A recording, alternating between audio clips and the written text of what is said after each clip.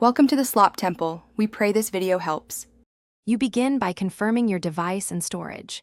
Check OS version and free space. Once done, choose whether to use a built-in app or install a third-party file manager. Identify must-have features like search, unzip, and root or cloud access.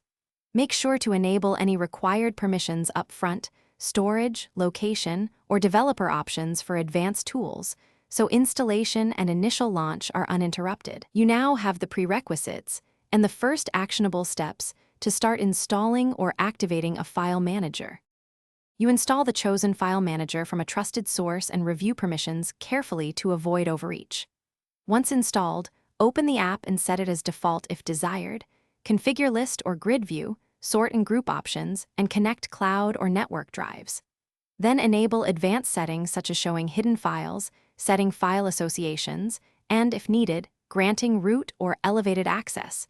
Doing this lets you manage system files or archives. These middle steps configure the tool for real work and efficiency. You finish by testing everyday tasks.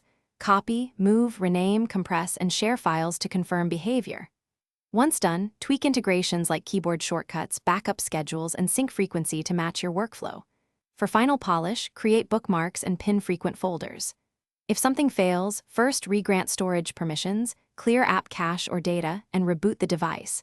If problems persist, install an alternative manager or revert to the built-in app. This troubleshooting tip resolves most installation and permission issues quickly. Thanks for watching. Consider subscribing if we helped you.